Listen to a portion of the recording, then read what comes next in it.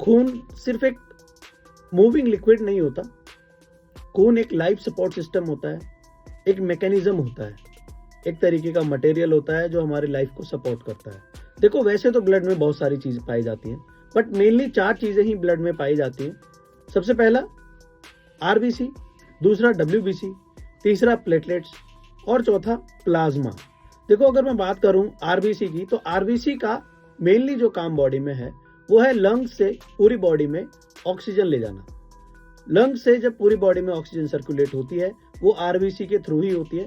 और अगर मैं बात करूं आरबीसी की, तो इनका जो लाइफ स्पैन होता है अराउंड 3 to 4 मंथ्स का होता है, यानी कि करीब करीब 120 दिन का आप मान सकते हो।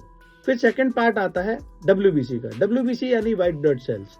व्हाइट ब्लड सेल यानी कि पुलिस ऑफ द बॉडी, यानी कि हमारी बॉडी में जितनी भी बीमारियां, जो भी इन्फेक्शन होता है, उससे पहले स्टेप पे फाइट करने के लिए हमारी बॉडी में एक फोर्स होती है जिसको हम डब्ल्यूबीसी बोलते हैं, जो हमारे ब्लड में मौजूद होता है और हमारी बॉडी की रक्षा करता है।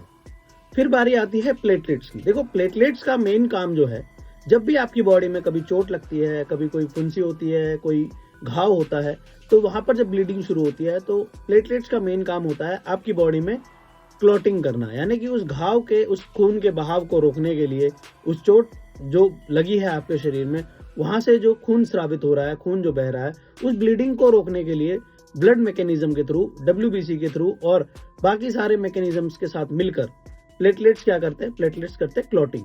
जब खून बहना बंद हो जाता है तो ये परफेक्ट मैकेनिज्म कहलाता है प्लेटलेट्स का। अब बात करते हैं सबसे ज्यादा जो पोर्शन कैरी करता है, 55% अराउंड ब्लड में प्लाज्मा होता है। प्लाज्मा आप ऐसे समझ लो कि एक लिक्विड है जो सेमी ट्रांसपेरेंट है, सेमी ट्रांसलूसेंट है, ठीक है। आप देखोगे कि हमारे ब्लड में जैसे बहुत सारी चीजें होती हैं, जैसे कि न्यूट्रिएंट्स होते हैं, हार्मोन्स होते हैं, प्रोटीन होते हैं, तो ये जो सारी चीजें होती हैं ये प्लाज्मा में ही एग्जिस्ट करती हैं। और प्लाज्मा एक इंपॉर्टेंट रोल प्ले करता है ब्लड को इधर से उधर फ्लो कराने में। सो ब्लड सिर्फ बॉडी को जिंदा ही नहीं रखता, ब्लड सिर्फ फ्लो ही नहीं करता, ब्लड सिर्फ पूरी बॉडी में घूमता फिरता, चोट लगने पे बहता ही नहीं है, बल्कि बॉडी को भी जिंदा रखता है। आई होप कि ये छोटी सी इन्फॉर्मेशन आपको अच्छी लगी होगी। मिलता हूँ किसी नेक्स्ट वीडियो में। Till then thank you, bye bye, stay tuned.